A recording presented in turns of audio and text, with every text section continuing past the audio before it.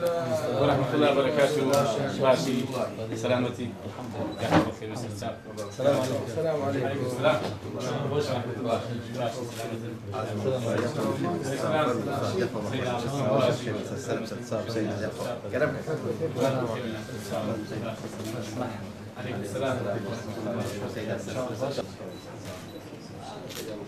باشي سلامتي.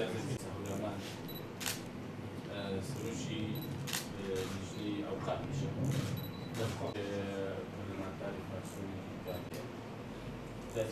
نجني أوقات محمد أشي چهار روزه ما عم لحکم کردستان هر حزب سیاسی پیوندی مهانه ام هاتن سر کشیا کرد و سر روشا کردستانی و طبعی سر روشا عراقی و سر سیاست ترکیه دانشمندانی ماشی بو ما فکری خوان گود برادر خو گوداری کرد ام باور دکن جبو پیشروجی جبو ملت ما لازمه لسر حقی و عدالتی تمام من حزب علیکاری ها بکن پیوندی خو خود بکن دوی ظرفی دجی ام چهار روزه زیارتی ما دوام دکن ما سروکی حزب پارتی دموکراتی کردستان سردانوی کرد سبه انشالله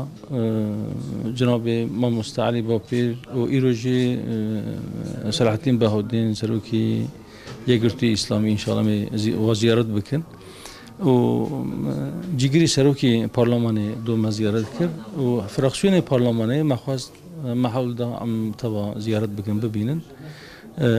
دانستیم باهاش ناز کردن باشه امی هفت ناز بکن انشالله پیوندی خورد بکن ام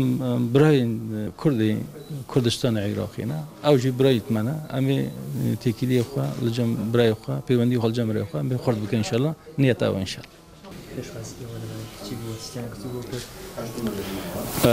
امرو وكو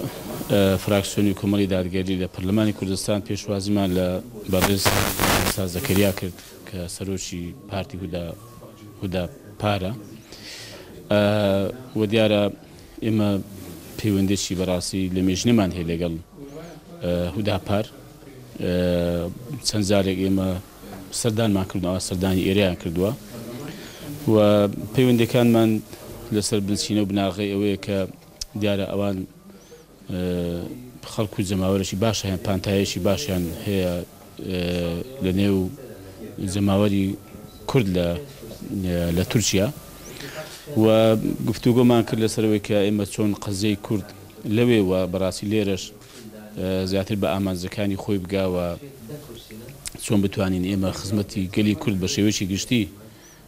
بە شێوەیەکی فراوان بکەین بە تایبەتی ئێمە کە هەردوو لامان ئیسلام بنچینە و بناغی کار و پرۆژەکانمانە و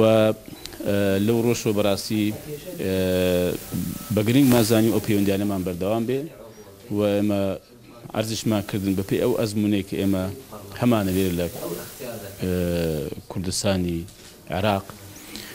لە خزمەتیاندا دەبین چ وەکو فراکسیۆن لێرە ئێمە ئەزموونێکمان هەیە چ وەکو بابەتی حکومڕانی چ وەکو بابەتی سیاسی و حیزبایەتی گرنگ ئەوەیە بەڕاستی ئێمە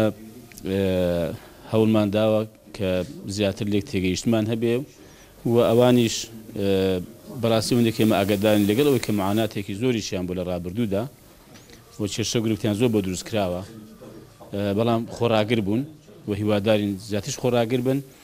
و بتوانن ئینشاڵڵا کار و پرۆژەی